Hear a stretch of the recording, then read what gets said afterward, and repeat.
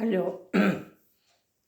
જય હટકેશ, જય માતાજી વ્યુઅર્સ. એમાં ઓન ધર્મ આધ્યાત્મની મારી યુટ્યુબ ચેનલમાં આપનું હાર્દિક સ્વાગત છે. મિત્રો, પવિત્ર નવરાત્રિ પર્વ નિમિત્તે આજે આપણે વાત કરીએ છીએ શ્રી આદિશંકરાચાર્યજી, તેમના દ્વારા રચિત ભવાની અષ્ટક અને દેવી અપરાધ ક્ષમા સ્તોત્ર ન મંત્રમ ન યંત્રમની રચનાની. વાત એમ છે મિત્રો કે આદિશંકરાચાર્યજી છે એ શિવના ઉપાસક હતા અને એ શક્તિને માનતા નહોતા.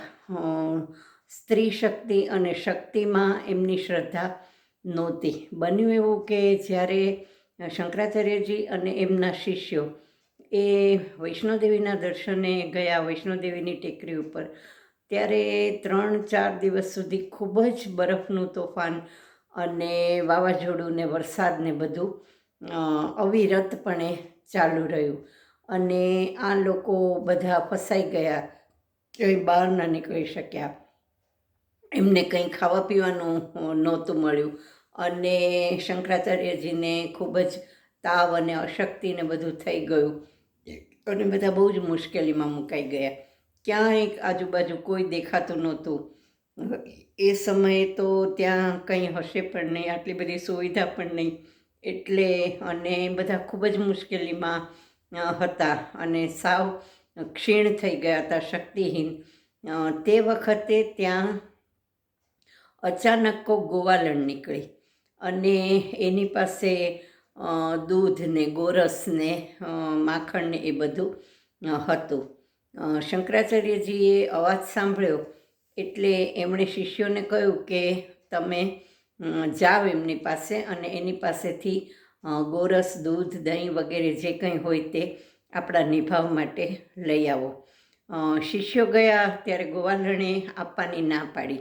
શિષ્યોએ પૈસાની ઓફર કરી તો પણ ગોવાલણે એ લેવાની ના પાડી અને વેચવાની કે આપવાની ના પાડી. પછી અચાનક જ શંકરાચાર્યજીને એવો વિચાર આવ્યો કે કોઈ માનવ, પ્રાણી, પશુ, જીવ, જંતુ આટલી બધી જે હોનારત અને આટલી બધી જે અવિરત વર્ષા અને બરફ છે એમાં અહીંયા છે નહીં કે આવવાની હિંમત નથી કરતું, એમાં આ એકલી સ્ત્રી ગોવાલણ અત્યારે કોને અને શું કામ આ ગોરસ વગેરે વેચવાને નીકળી. અને અચાનક જ એમને જ્ઞાન લાદ્યું અને એ ગોવાલણે એમ કહ્યું કે એક શરતે આપો કે તમારા ગુરુને કહો કે અહીંયા આવે અને મારી પાસેથી લઈ જાય. શંકરાચાર્યજીમાં એવી બિલકુલ શક્તિ નહોતી. એ બહુ જ ક્ષીણ થઈ ગયા હતા નબળાઈને લીધે કે એ ત્યાં સુધી પહોંચી શકે. શિષ્યોએ ઘણી બધી વિનંતી કરી કે ગુરુ મહારાજ આવી શકે એમ નથી, પણ એ ગોવાલણ એકની બે થઈ નહીં. ત્યારે શંકરાચાર્યજીને કંઈક એવી સ્ફૂર્ણા થઈ ગઈ અને એમને એવું અનુભવાયું કે આ બીજું કંઈ નહીં પણ શક્તિ સ્વરૂપે માતાજી પોતે છે. એટલે શંકરાચાર્યજી પછી ગમે તેમ કરીને શિષ્યોના સહારે ત્યાં ગયા અને એના પગમાં પડી ગયા અને એમની માફી માગી.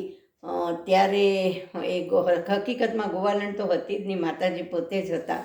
અને શૈવપંથી શંકરાચાર્યજીને શાક્ત પથનું એટલે કે શક્તિના સ્વરૂપ નું દર્શન અને ભાન કરાવવાને મહત્ત્વ સમજાવવા જ આવ્યા હતા. એટલે જેવા શંકરાચાર્યજીએ માફી માગી અને પગે પડ્યા એટલે માતાજી પોતાના અસલ સ્વરૂપે પ્રગટ થયા અને શંકરાચાર્યજીએ એમની સ્તુતિ અને એમની માફી રૂપે ભવાની અષ્ટકની અને ન મંત્રમ ન યંત્રમ દેવી અપરાધ ક્ષમા સ્તોત્રની ત્યાં ને ત્યાં રચના કરી.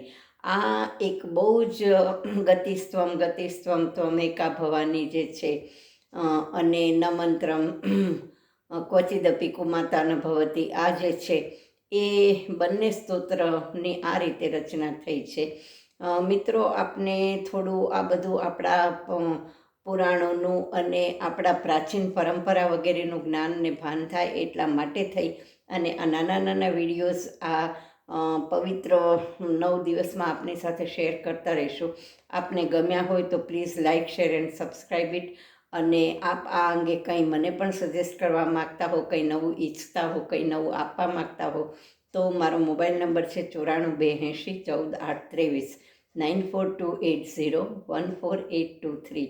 એની ઉપર આપ મારી સાથે શેર કરી શકો છો. આપના વ્યૂઝ પણ બતાવશો તો ચોક્કસ મને ગમશે. આવા જ વિડીયોઝ લઈને ફરી મળશું. ત્યાં સુધી આ ગમ્યું હોય તો મિત્રો please like, share and subscribe it also. Thank you very much. મળતા રહીશું ફરીથી આ જ